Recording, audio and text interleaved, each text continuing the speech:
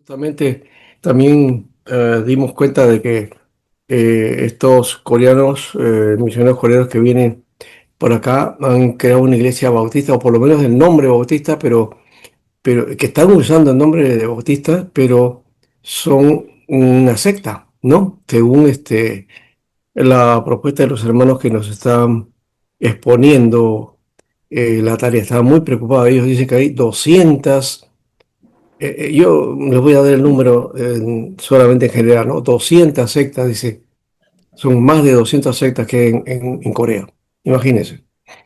Yo recuerdo de esto porque este pastor Timoteo me pidió para los misioneros que se reunieron en la Universidad de Unión. Ahí tuvieron un retiro y varios días estuvieron ahí. En uno de esos días me invitaron a mí. Estuve 2 días, creo, me parece 2, 3 días hablando acerca de las sectas en el Perú, ¿no? Y yo hablé de sectas de origen peruano, ¿no?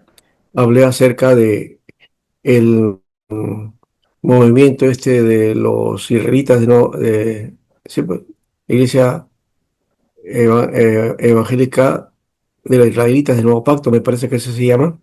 Después mencioné también a la iglesia, bueno, no es una iglesia, es el movimiento Alfa y Omega, ¿no? Y me parece que también hablé de otro movimiento, un tercer movimiento, no recuerdo en este momento, pero fueron tres. Y un misionero después dice, ¿esto nomás? Dice, sí, es lo que tengo por el momento, le digo, porque en Corea en ese tiempo, estaba hablando hace más de, ¿cuándo? Ya 15 años atrás. Me dice, hoy en Corea hay más de 14 sectas, me dice, ¿no? No sé, me dio un número así nomás 14, pero sí, para ese tiempo creo que no habían hecho todavía un conteo. Ha habido una institución que ha hecho el conteo, ha trabajado, ha analizado, haciendo los datos, las creencias, cómo se iniciaron, el rol que tiene el personaje que lo fundó, ¿no? Todo eso, ¿ya?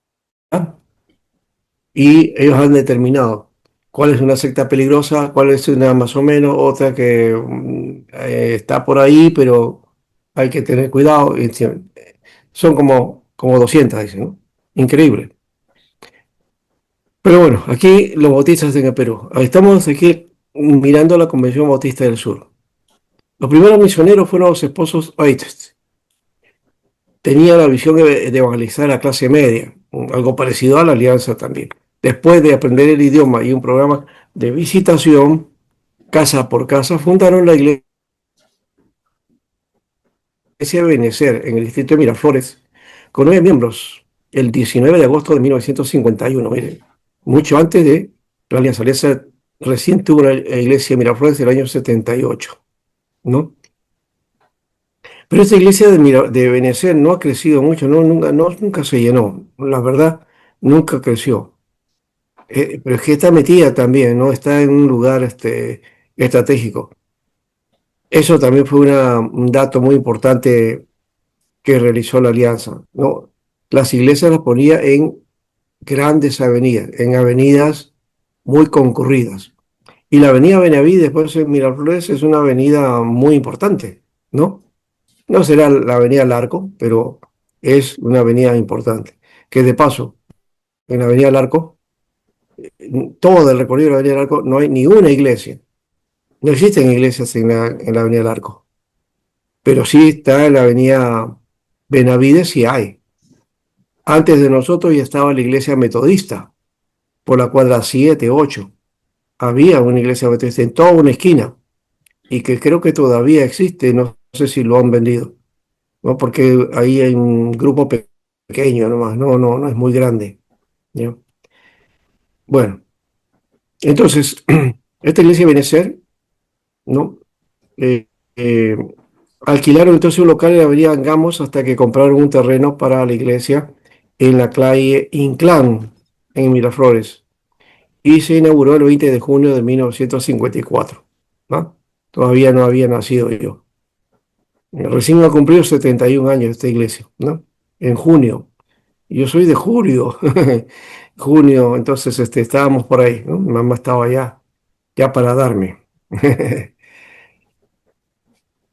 Aquí está, esta es la iglesia Ebenezer, ¿no? No es una iglesia muy grande, fíjense, acá está. Estos arbolitos tapan todo esto. Aquí está la casa, digamos, las oficinas, todo eso, y esta es la parte principal. Y posiblemente no sé si tenga aquí una casa pastoral. Nunca me enteré ni tampoco pregunté, ¿no? Esta es la calle Inclán, es una calle muy callada, tranquila, de una sola vía, y en la parte residencial. Esta calle es paralela a la avenida Arequipa, ¿ya? Queda a una paralela a la avenida Arequipa. ¿Ya? En 1952, Oetz se encargó de la primera iglesia bautista que se estableció en Lima también, en la cuadra 17 de la avenida Wilson, ¿no?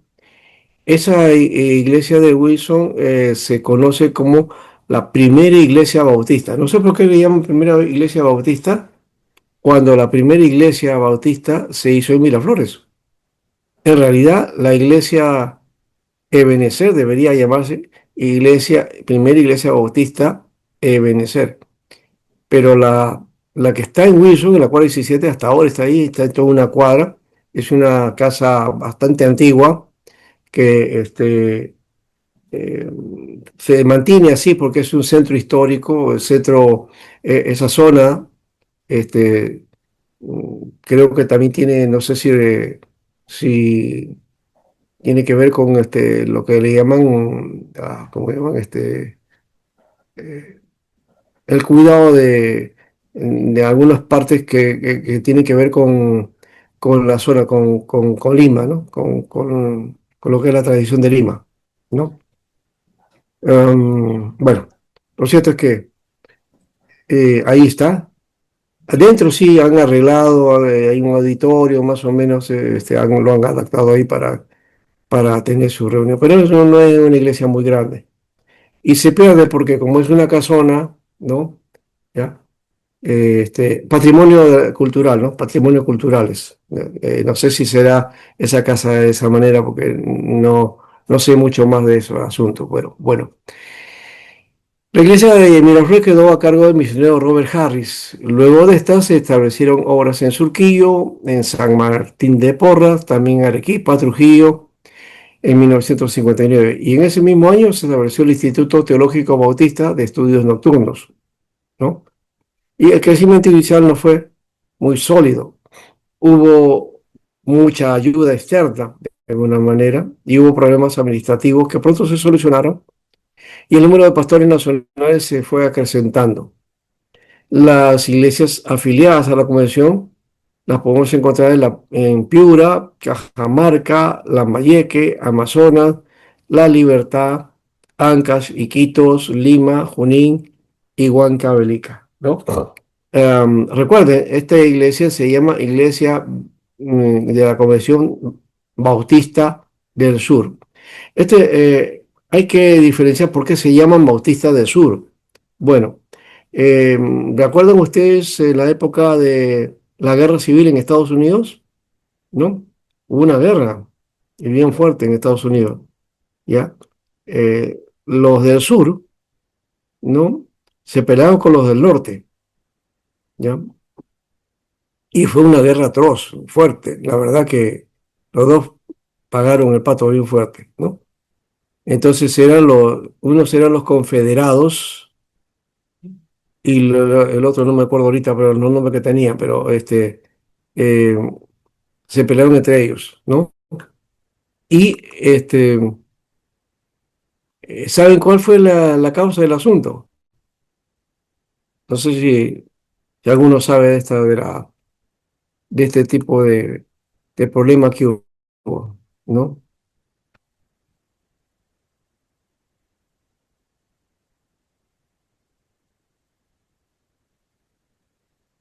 Así como hubo una guerra civil también en España. Bueno, aquí la guerra civil que se llamó la Guerra de Secesión, ¿no? Y hubo un motivo, ¿no? Este, unos se llamaban los de la Unión. Los de la Unión eran la parte norte y los confederados eran la parte sur, ¿no? Entonces, los estados del norte con los estados del sur, ¿no? Entonces, los confederados se formaron en 1861, ¿ya? Y se habían separado de la Unión. Y hubo un conflicto principal. ¿Saben cuál fue? ¿No? La disputa sobre si se debía permitir la esclavitud, ¿m? Para que se expandieran los territorios del oeste, ¿no? Eso daría entonces lugar a más estados esclavistas, porque Estados Unidos se permitía la esclavitud, pero los del sur levantaron su voz, ¿no es cierto? Y no querían ser estados esclavistas, ¿no? No, al revés, creo que al revés. Ellos mantenían, ¿no? Vamos a poner así, no, ellos mantenían más bien la idea de mantener la esclavitud, ¿no? Ya, la década de controversia sobre la esclavitud llegaron a su punto crítico cuando Abraham Lincoln se opone a la expansión de la esclavitud, ¿no? Entonces, fue una disputa entonces sobre si se debería permitir la esclavitud y se expandiera a los territorios del oeste, lo que daría lugar a estos estados, a más estados esclavistas, y que se le debía prohibir hacerlo, lo que muchos creían que podría la esclavitud en un camino de extinción definitiva, ¿no? Entonces, ¿cuántos estados sureños se separaron después que comenzaron la guerra y liderada por el presidente Jefferson Davis y afirmó el control sobre un tercio de la población estadounidense en 11 estados, ¿no? A ver, ¿qué más estaba aquí? Eh, la abolición de la esclavitud se convirtió en un objetivo de guerra de la Unión, ¿no? Entonces, los del sur estaban de acuerdo con la esclavitud, los del norte no, ¿no? Y así estaba. Entonces, por eso los bautistas del sur también tienen esa idea, pues, ¿no? La primacía del hombre blanco, ¿no? Ese es un conflicto y que ahora se está levantando de nuevo en Estados Unidos, ¿no? Muy fuertemente. ¿Mm? Al final, la Unión ganó, pues, ¿no?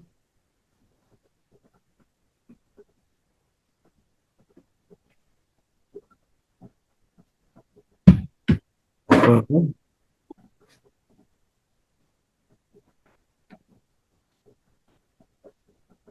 Inclusive Lincoln, pues, en esa época, bueno, ya los del norte ganaron, pero a él lo mataron, bueno, a poco tiempo, lo asesinaron. Bueno, en todo caso, ahí está la figura, ¿no? De ese asunto. O sea, por ese motivo es que am, estos bautistas que unieron a nuestra tierra, que se llaman Bautistas del Sur, mm, componen pues los estados sureños, ¿no? Ahí está Texas. Texas es un estado de puros bautistas, ¿no? La mata de los bautistas está por ahí, ¿no? Justamente El Paso, Texas, ahí estaba el centro de la, de lo que llaman eh, el, el Centro de Publicaciones Bautistas, creo que se llama más o menos por ahí, la Casa Bautista de Publicaciones, ahí está, Casa Bautista de Publicaciones, ahí está Mundo Hispano, ¿no? Entonces era un centro de los bautistas, pero muy fuerte a nivel mundial y que quedaba en Texas, en El Paso, Texas, ¿no? Y también, por ejemplo, uno de los más grandes seminarios que hay en Estados Unidos está en Dallas, ¿no? El Seminario Bautista de Dallas, ¿no? Muy bien. Pero esta zona, pues, es de bautistas sureños, bueno, bueno, nada es perfecto, nada es perfecto, entonces hay que tomar ahí.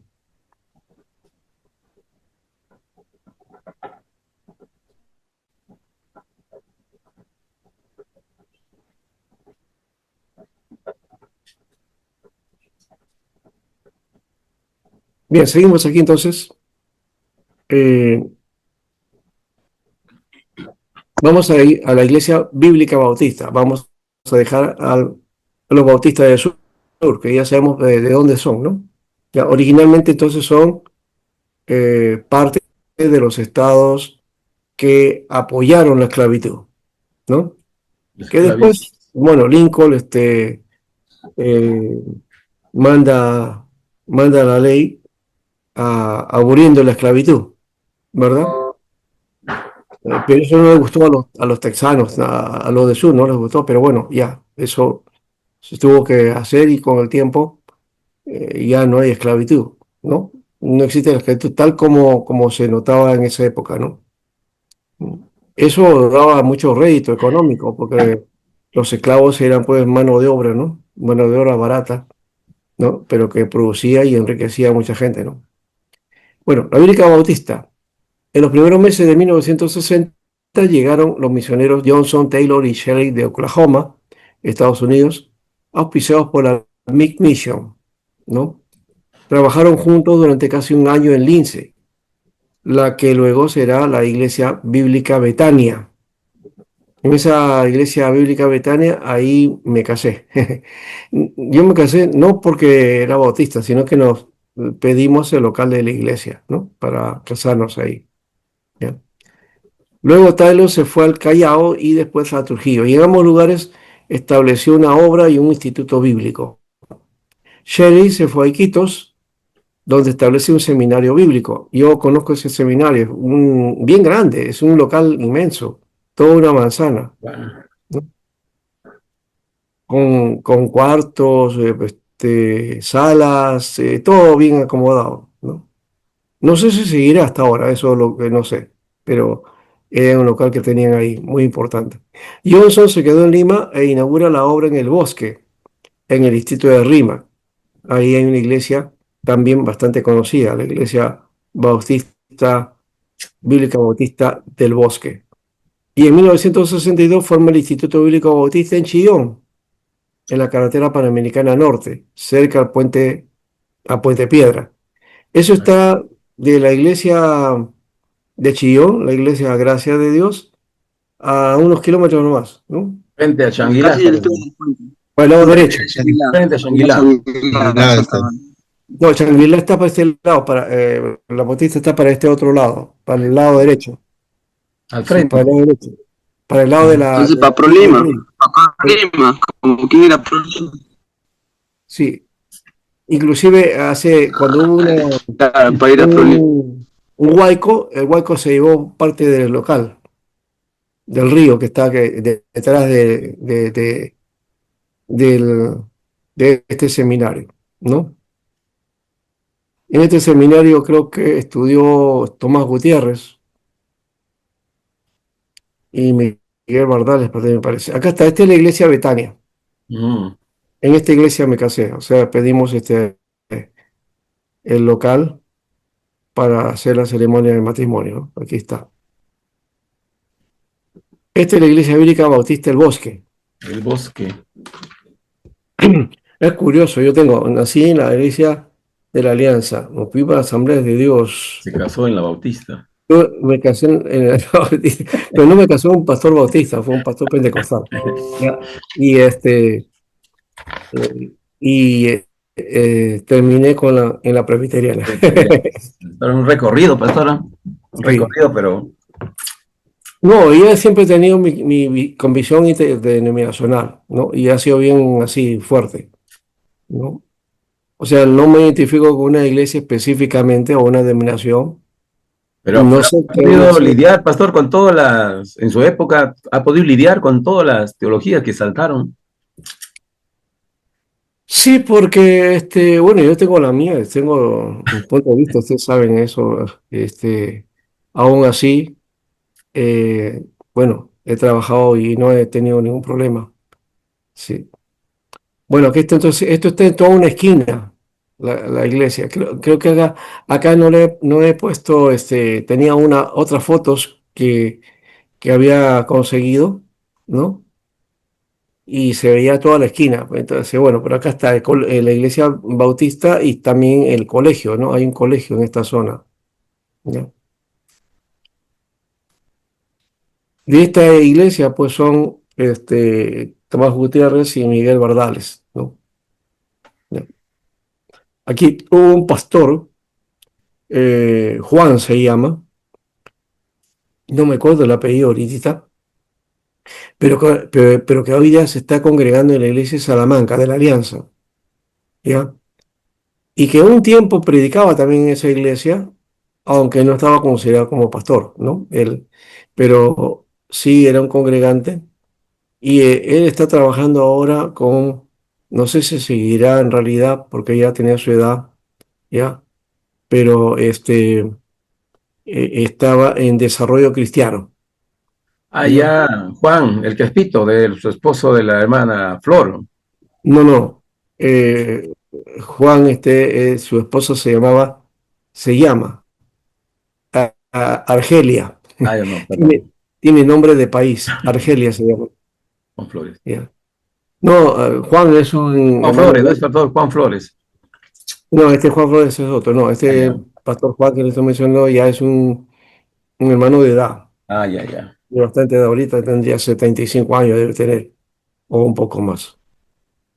Bueno, en 1984 la Misión Bíblica Bautista tenía 34 iglesias en la región de Lima, Ah, en Trujillo tenía 35 iglesias y 68 iglesias en Loreto, ¿no?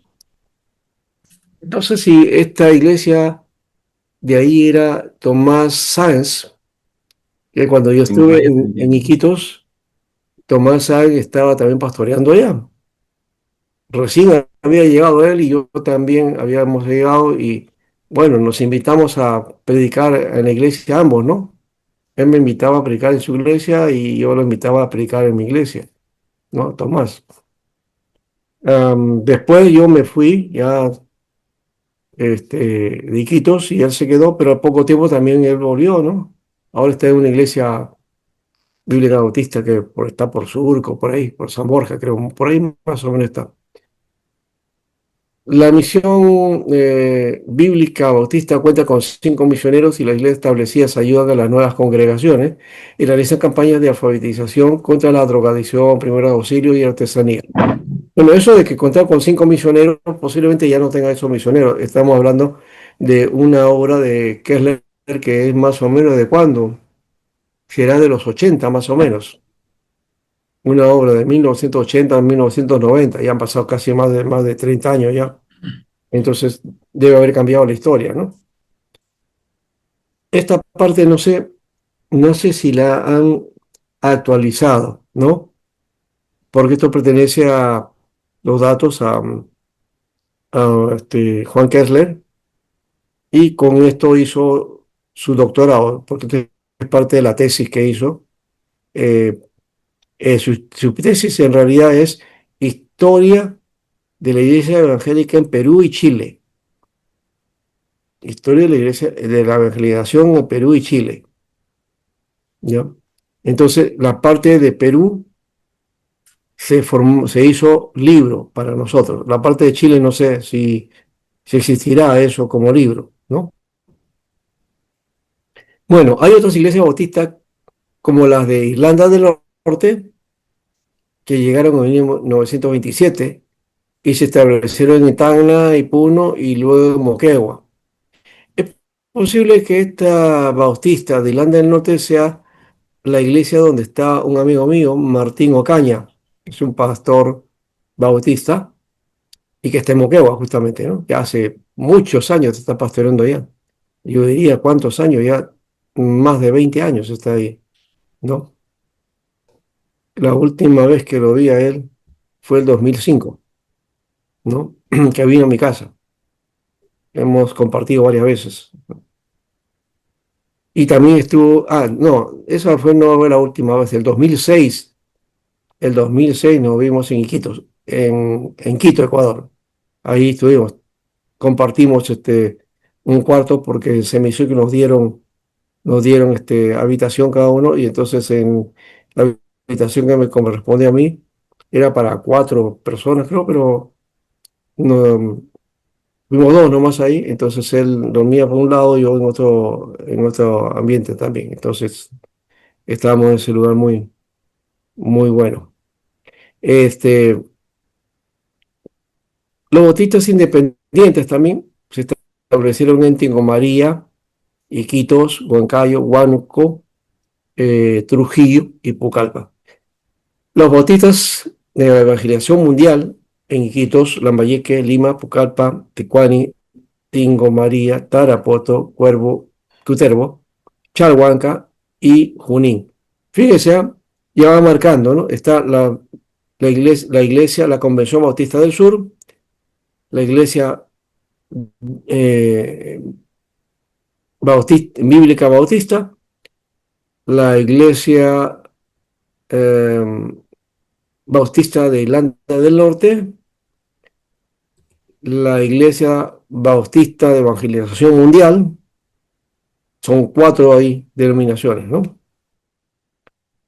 Bien, la diversificación de iglesias hace que los bautistas estén en su labor de insistencia en la autonomía de cada congregación, que ese es otro modelo también diferente al modelo presbiteriano, ¿no? Entonces aquí vemos otra denominación que tiene su modelo de gobierno, ¿no? Que ese modelo de gobierno es lo que le identifica. Entonces, no es la única, la presbiteriana. Los bautistas, entonces, son de carácter congregacional. Esa es su naturaleza. ¿Ya? ¿Y eso qué quiere decir? Que la congregación es la que decide. ¿Ya? No es la denominación en sí misma. ¿No? Ellos se reúnen como denominación para efectos administrativos, pero cada iglesia es autónoma, ¿no? Y cada congregación, entonces, tiene sus pastores y todo eso, ¿no? Tienen todo. Hace poco, nomás, el año pasado, creo que fue, o a comienzo de año, este, mi hermano me llama, me dice que en la iglesia de arriba estaban buscando pastor. Entonces, yo me animé, le dije, puedo presentarme en la lista, sí. Y voy de su hermano, le llamo y me dice, no, no, me dice, Alberto, lo que pasa es que como somos bautistas, quieren bautistas, me dice, tiene que ser pastor bautista. Ya me di media vuelta. Así que no presenté nada. No, los bautistas son muy celosos, Sí, ¿no? pastor. Muy celosos en eso. Muy conservadores son. Sí, muy celosos, conservadores, sí. ¿Ya? Yo tengo otra nota diferente, pues, ¿no? ¿Ya? Claro. Sí, entonces, la hipercristopía, por ejemplo, ha sido muy, muy abierta, porque no necesariamente todos los pastores han sido presbiterianos. Sí, pastor, Hay el de todo, inicio. ¿no? Sí. Bueno, entonces, eh, esa forma de autonomía facilita la separación eclesiástica del dominio institucional o denominacional. ¿Ves? O sea, no es la denominación la que determina, sino cada iglesia. Ahora, aquí también hay otro elemento que creo que hay que definir en la hipercristopé. Yo he escuchado mucho este asunto de la autonomía de las iglesias. Si las iglesias serían autónomas en la hipercristopé, entonces estaríamos diciendo que la hipercristopé es congregacional. Regional, claro. Y el gobierno de la hipercristopé no es congregacional, es presbiterial, Presbiteriano. ¿ya? Y se debe a los consistorios. Así es. Todas las iglesias tienen que formar su consistorio. Para ser iglesias tienen que tener consistorio. Y se determinan en base a lo que el presbiterio determina. Y para Permite los eso dos está pueden. la asamblea del presbiterio, donde se determinan todos los aspectos a seguir. El problema que tenemos en la IPCRISTOP es que establecemos todo en el presbiterio, pero no se cumple en las iglesias. Así que al final el modelo es congregacional. Porque en la práctica, digo, ¿no? En la práctica, ¿por qué? Porque lo que se determina en el presbiterio no, casi ¿cuánto diríamos? Se cumplirá el 20 o 30%, el resto no se cumple. Y eso sí, creo que había que pensarlo bien, ¿no? Entonces, vean el modelo, cómo trabajar ese aspecto. Yo ya no estoy, ya no tengo voz ni voto. Si quisiera vivir a un presbiterio general, puedo ir, pero voy a estar de observador, no más de invitado, Observador, pastor. ¿no? De observador para mirar nada más, pero no puedo hacer Usted de nada. mérito ya, pastor. Entonces, deberíamos tener los de mérito, vos también, pues en alguna manera, ¿no? Ya, pero bueno, este detalle Claro, ¿no? no me he dado cuenta de ese detalle, fíjense, este aspecto de la separación eclesial, el aspecto denominacional. Hay que definir eso bien. Si somos presbiterianos, entonces hagamos prevalecer lo que la asamblea determina. Por ejemplo, y le doy ese ejemplo nomás para que se den cuenta que no hacemos caso en las decisiones. Se determinó hacer ¿cómo le llamó? Fue hacer una evaluación, una revisión de la Constitución, de los estatutos. Y se formaron 3 comisiones. La Comisión de Lima, la Comisión de Oriente, en Pucallpa, Huánuco, y el Norte. ¿Saben ustedes si funcionaban las comisiones de revisión de Constitución? ¿Cuántas funcionaron? Habían 3. De los 3 solamente funcionó uno. Y fue la Comisión de Lima. Y hicimos ese trabajo y yo convoqué, porque yo fui parte, porque me pusieron como parte de la comisión. Y dirigí la comisión. Yo también podría haberme hecho el loco, me he olvidado y se acabó. Y al final, bueno, ¿han hecho algo? No, no pudo tener tiempo, no se pudo. Pudo haber hecho eso, pero no lo hice. Reuní a los hermanos, estuvimos como 3, 4 meses reuniéndonos por Zoom, una vez a la semana y al final una vez cada 15 días, y terminamos de trabajar y revisar los estatutos, que luego eso fue la base para que otra comisión después, ¿no? Hiciera el trabajo final, y eso es lo que se presentó después a la asamblea y que finalmente se aprobó, ¿ya? Entonces,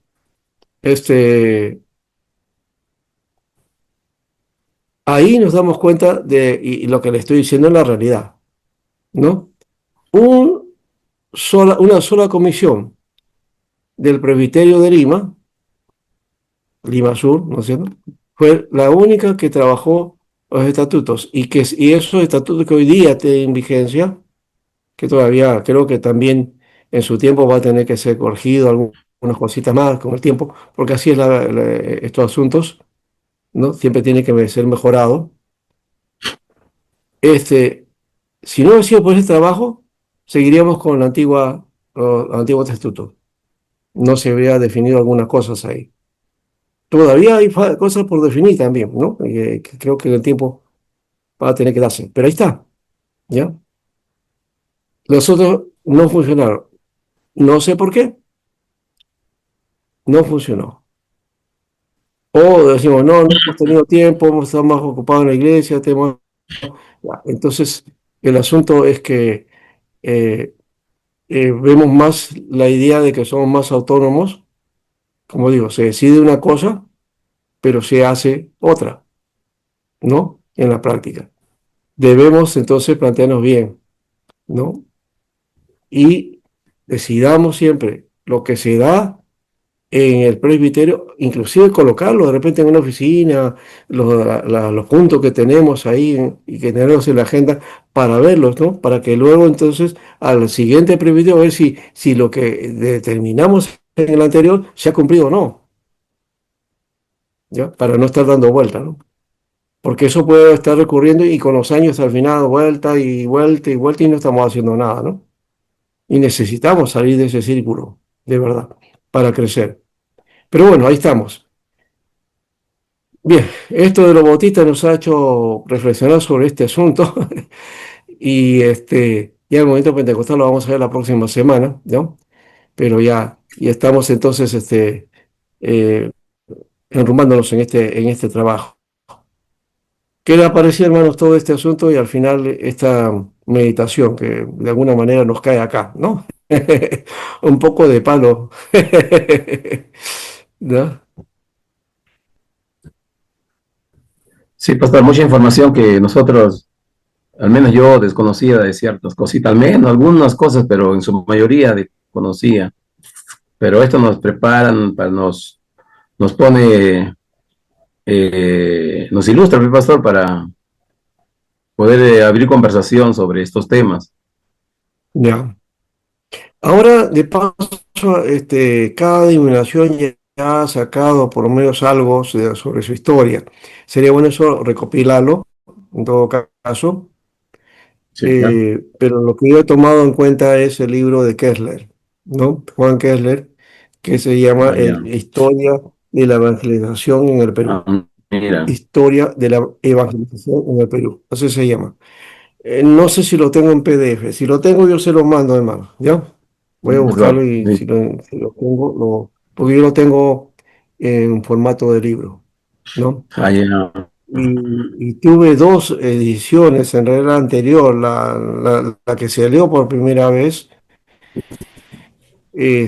Una alumna creo que iba a hacer su trabajo de tesis, nunca lo hizo y se le di ese libro y nunca me lo devolvió. Entonces me quedé solo, que es una edición posterior. La otra, la anterior, que sacaron, que fue de otra editora,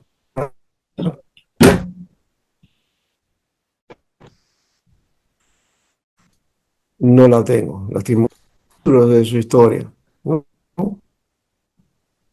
De el pastor Guamán Pumayali, pastor Rubén Zavala, aunque esos libros están agotados, ya no existen, no lo van a encontrar. Pero sí hay un libro de la historia de la Asamblea de Dios que sacaron hace poco, por los 100 años de la Asamblea de Dios. ¿Ya? La Asamblea de Dios ha cumplido 106 años, ¿no? 106 años, Sí, hace 6 dos años. semanas, Pastor, ¿no? una consulta. Bueno, ha habido actividad en todo el mes de octubre, en realidad. Sí, Julio. eh, sí, dijo historia de la evangelización en el Perú. Kepler, así lo podría buscar, ¿no? Kepler, o Kepler, el autor. Juan Kessler, Kessler, Ah, Kessler. Kessler, ¿ya? Ah, ya, ok. Kessler. Kessler, Ok, gracias. Kessler. Se lee Kessler, ¿no? Nosotros le daríamos Kessler, ¿no? Pero no es así. Ya, pastor, Como es gracias. este Y apellido, otro, entonces es L, y, doble y yo- L, y yo- no es una L. Sí. ya, la otra consulta es este libro, o por lo menos el material cuando lo extraemos, cuando quisiéramos de traer un material, ha sido revisado o con corroborado por las iglesias, o sea, bueno, se supone, ¿no? O sea, que este autor, por ejemplo, Kessler, redacta ese libro, pero que también fue verificado por las mismas congregaciones o las mismas denominaciones, ¿verdad? Bueno, ha sido publicada por dos editoriales evangélicas. O sea, no una vez, sino dos veces. ¿Sabe? Yo tengo la segunda edición. Entonces, no es Ya, que lo hayan aceptado las iglesias, sino que la publicación ha tenido aceptación. Entonces, está hablando de ¿cómo se llama? De que los datos que están escritos ahí son datos Y de la son tesis de este misionero, ¿no? ¿No? Y que él los datos los ha buscado y los ha corroborado, ¿no? Y con eso ha conseguido su doctorado también, ¿no? ¿No? Entonces, es un trabajo de investigación muy conciso, que como todo trabajo de investigación, pues no tiene, pues, este, la última palabra, ¿no? No tiene la última palabra, mm, ¿no? Sirve de mucho, sirve de mucho, y no podemos decir que son 100% verídico todo, ¿no? No, eso sería caer en un error, ¿no? Siempre hay algún dato que se escapa, pero en general es un libro que creo que pinta el horizonte de la historia en buena mano, ¿no? ¿Ya?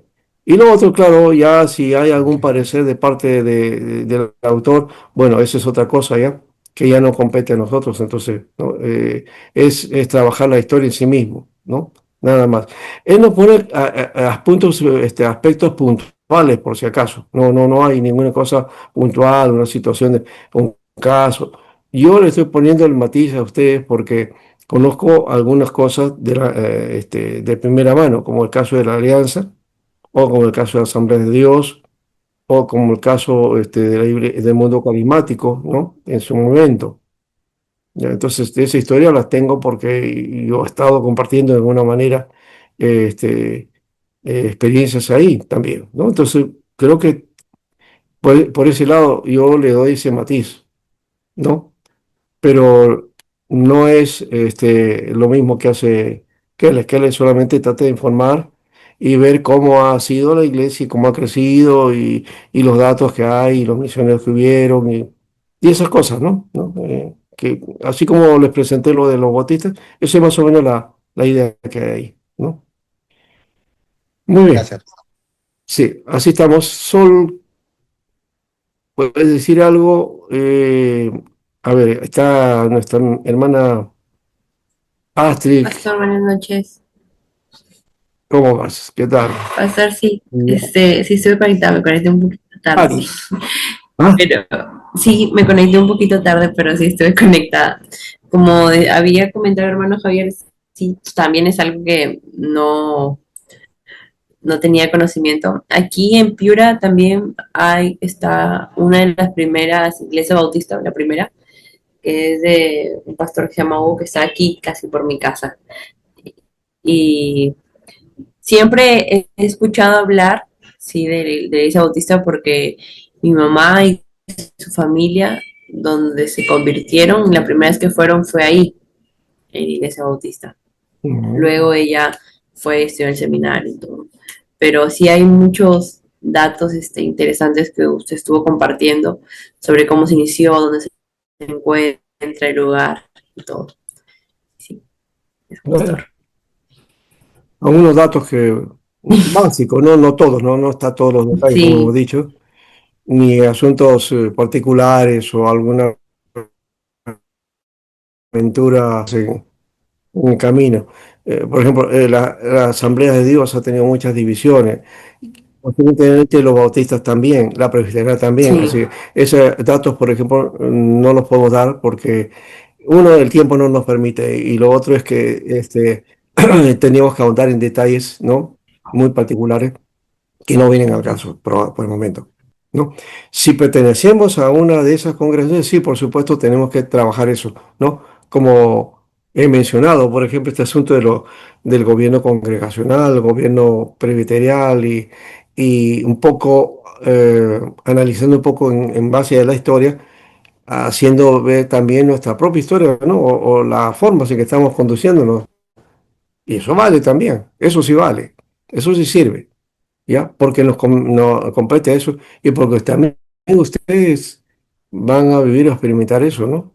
De una u otra manera, o lo están experimentando. Porque lo que estoy diciendo no es nada novedoso, ¿no? Simplemente es algo que de una u otra manera vamos a verlo, ¿no?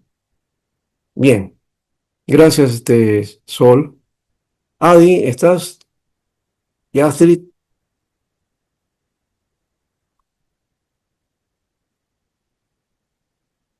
Sí, pastor, buenas noches. ¿Cómo vas? Pastor, bien, pero he tenido dificultades porque el Zoom me ha botado como 15 veces y he Ah, entendido a medias la clase. ya, Tendré que ver entonces la repetición. te recomiendo que veas entonces el video. Sí, ¿Ya? pastor, pero ha estado interesante la historia de las iglesias. Algo escuché un poco de la iglesia bautista, un poco escuché de la iglesia de la Alianza, Ah, ajá, por sí, eso no he yo. podido opinar mucho, ¿no? Pero mira este aspecto que siempre estoy haciendo, mirando el análisis, también comparando esto con la presbiteriana, ¿no? Con la hipercristopé. Por eso estoy haciendo la historia, pero también poniendo esto. Aunque creo que hay un curso sobre historia de la hipercristopé, me parece que hay uno por ahí, ¿ya? Debe ser, pastor. Que también eso va a servir parte de lo que estamos haciendo acá también, pero para que tengan ustedes los datos de la iglesia presbiteriana, ¿no? Muy bien. Pastor, y Gracias, una hermano. preguntita. Me dio Sí, sí. curiosidad cuando empezó a hablar acerca de la Alianza Cristiana, cómo habían comenzado. Eh, Me dio curiosidad porque en la actualidad, cuando uno va, he ido un par de veces a la Alianza porque tienen bonitos, ¿cómo se dice? Cuando es Semana Santa, tienen presentaciones de teatro, así, muy bonitas, bien organizadas. Sí, sí, Y he visto que de pronto la Iglesia de la Alianza, no sé si me equivoque, como que tienen anexos también, pero no pasan muchos años y ya empiezan a construir iglesias muy rápido, ¿no? Y como usted decía, es muy moderno, ¿no? De repente sus anexos o las iglesias centrales. ¿Eso se debe a la misión que les apoya, pastor? ¿O tienen alguna estrategia, un plan estratégico económico? Porque lo puedo ver, ¿no? Como, digamos que avanzan muy rápido en cuanto a infraestructura y todo eso. bueno, bueno, gracias por esa pregunta. Una cosa que no he dicho de toda esta historia es justamente el aspecto de la estrategia de cómo es que consiguen construcciones de locales, porque lo que pasó es, yo lo mencioné así a grandes rasgos, la intervención de la fundación de Royal Eternum. Hoy la fundación creo que ya no existe, pero la fundación en su momento, esa misión, esa, ¿cómo se llama? Esa fundación fue la impulsadora de los locales de la Alianza. Creo que fue clave porque si no hubiera habido ese apoyo económico para la construcción de grandes templos, no creo que se hubiera logrado el movimiento de Lima en el Encuentro con Dios, porque el local era clave para la concentración de personas, ¿No? Necesitaban un local grande. ¿Cómo adquirirlo cuando era una iglesia donde solo había ahí dos misioneros que no tenían toda la economía para construir algo así? Así que Rolo Tenú fue clave en esto. Y él, en la fundación, pues apoyó Lince, Pueblo Libre, Miraflores, creo que el RIMAC y también Los Olivos, bueno, por ahí hasta ahí, y no conozco más de eso. Lo que sí supe es, y que conocíamos todos ahí en la Alianza, es que las iglesias, a recibir, digamos, el fondo de la fundación, construían su iglesia, pero del ingreso de la iglesia, del ingreso general de la iglesia, tenía que revertirse una cantidad de por vida, vitalicio. ¿Ah?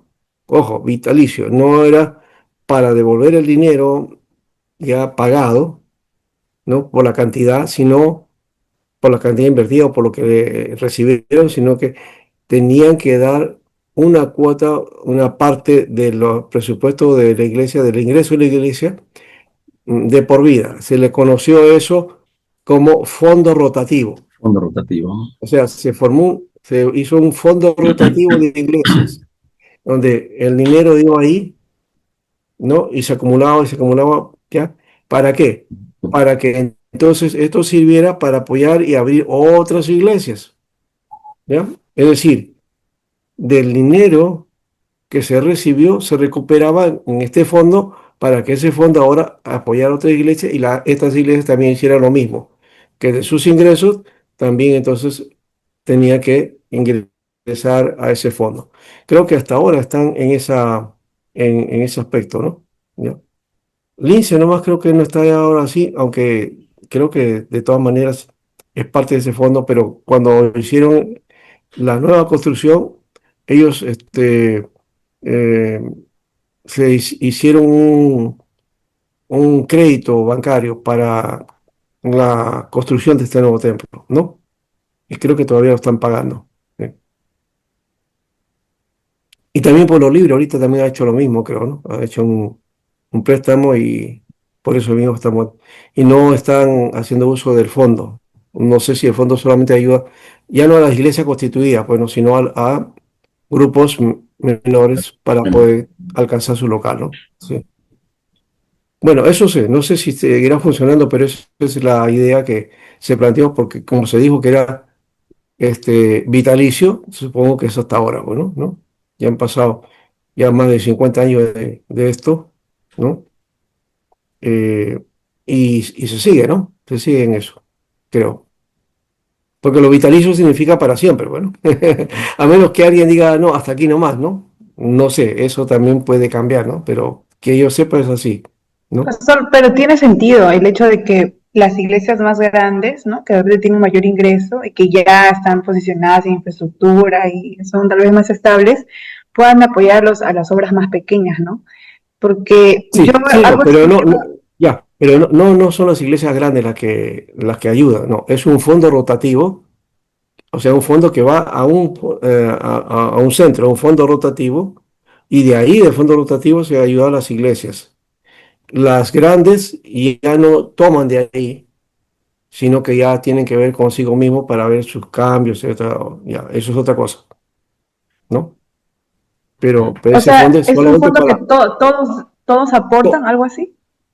Sí, todos aportan en cuanto hayan tenido el préstamo de ese fondo rotativo. ¿Ya? Ah, ya. ¿Ya? Entonces, no apoyan la otra. A menos, no sé si han cambiado esa temática, porque también pueden hacerlo. Las grandes pueden hacer un apoyo también, ¿no? Lo que hacen apoyos es de apoyo a misiones, ¿ya?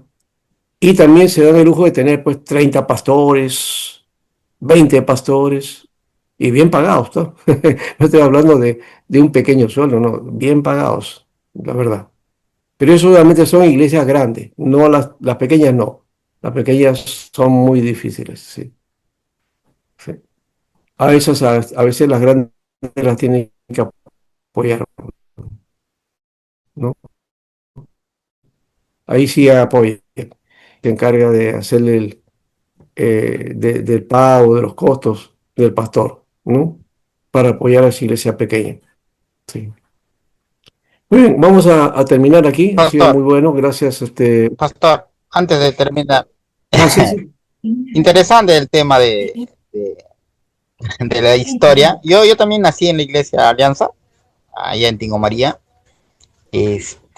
pero no sabía tanta de la historia, ¿no? Como usted lo ha contado el día de hoy, que también nace o surge de la presbiteriana, algo interesante Ujú. que, o sea, que me hace sentir bien y saber la historia, cuánto te realza o te identifica, ¿no? Con tu iglesia. Eh, Ujú. Ese es el tema. Muy bien, Y está bien. en su economía, cómo trabajan, cuando se ve que ¿cómo se llama? Está bien por jerarquías, ¿no? Se puede trabajar correcto y se puede sostener las obras en diferentes sitios con el Así es, fondo que usa la alianza. Es así interesante. es. Sí, sí. Muy bien. Gracias, hermano. Yo les aconsejo, busquen en YouTube la historia de Alberto Simpson, Alberto Benjamín Simpson. También el origen de la Alianza Cristiana y Misionera. ya, ahí van a encontrar eso. Y también la Alianza Cristiana Misionera en el Perú. También busquen ahí, van a encontrar historia también de la iglesia, ya, van a encontrar muchas cosas más de lo que no he hablado. Gracias, hermano. Dios les bendiga. Y nos vemos la próxima martes. Ya es la cuarta clase, la quinta clase es la que viene. Ya estamos casi entrando a la mitad, a la segunda mitad. Dios les bendiga. Bendiciones. Bendiciones, Bendiciones. doctor, muchas gracias. Buenas Pasamos, noches. descansamos. Mucho. Bendiciones, Ya. hermanos. Muchas gracias. Sí, Ya, con los angelitos. muy bien. Voy cerrando.